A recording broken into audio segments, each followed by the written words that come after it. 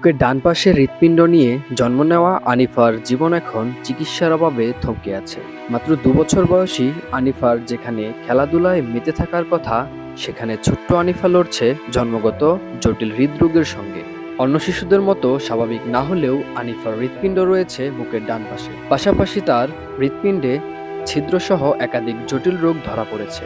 উন্নত চিকিৎসা ছাড়া তার সুস্থ হওয়ার সম্ভাবনা খুবই কম। গাজীপুর সিটি কর্পোরেশনের ২২ নং ওয়ার্ডের গজারেপাড়া এলাকার বাসিন্দা মুসাম্মদ রুনা আক্তারের যমজ ২ মেয়ে আনিফা ও আনিশা। জন্মের পর থেকেই আনিফার শরীরে জটিলতা রোগ ধরা পড়ে, কিন্তু দারিদ্র্য ও পারিবারিক সংকটের কারণে প্রয়োজনীয় চিকিৎসা করানো সম্ভব হচ্ছে না বলে জানান মা রুনা আক্তার। নিজের শখের স্বর্ণ অলংকার বিক্রি করে মেয়ের চিকিৎসা করে এখন প্রায় নিঃস্ব। বড় মেয়ে জন্মের পর থেকে জটিল হৃদরোগে ভুগছে। হার্ট ডান সাইডে হার্টে ২টা ছিদ্র আছে, হার্টের মাঝখানে পর্দা নেই, বাল্বের সমস্যা। জন্মের পর আমরা ১ মাসে আইসিইউতে রাখতে হয়েছে।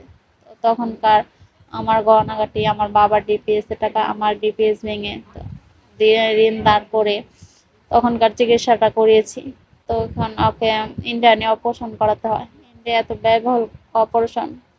সমাজের এরকম বিত্তমান লোকেরা যদি আমার মেয়ের পাশে এগিয়ে আসেন সাহায্যের জন্য, তাহলে হয়তো আমার মেয়ের অপারেশনটা করাতে পারবো আমরা।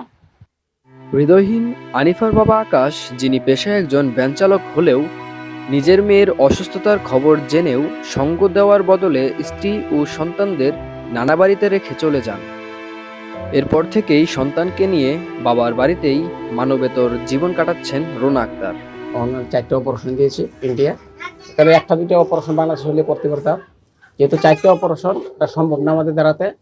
কিন্তু আমাদের যেহেতু টাকা পয়সা আছে সেটা আমাদের অর্থসময় ভেঙেছি, বিভিন্ন জায়গায় দৌড়াদৌড়ি করে না, অর্থসময় টাকা পয়সা নাই দেওয়ার মতন। কিন্তু অপারেশনটা করার জন্য দেশবাসীকে এটাই আমি সাহায্য চাচ্ছি, বাচ্চাটা যাতে সকলের সাহায্যতে বাচ্চাটা যাতে বাঁচাতে পারি, এটার জন্য সকলের কাছে আমার আশা ভরসা। এলাকাবাসী বলছেন, একটি উন্নত চিকিৎসার সুযোগ পেলে আনিফাও হয়তো তার যমজ বোন আনিশার মতো স্বাভাবিক জীবনে ফিরে আসতে পারবে। অনেক কিছু নিয়ে কষ্ট করতেছে এই বাচ্চাটা নিয়ে। ডাক্তার কাছে যায়, ওদিক দৌড়াদৌড়ি, বিভিন্ন ঝামেলা। আমাদের প্রতিবেশী হিসাবে দেখি, আমাদের পাশেই থাকে, আমাদের খুবই খারাপ লাগে। বাচ্চাটা অনেকই কষ্ট, অনেকই দুঃখ, সারাদিন কান্দে, ব্যথা করে, সম্ভবত খায় না। একটু মানবিক সহযোগিতাই হয়তো ফিরিয়ে দিতে পারে ছোট্ট আনিফার বেঁচে থাকার নতুন স্বপ্ন।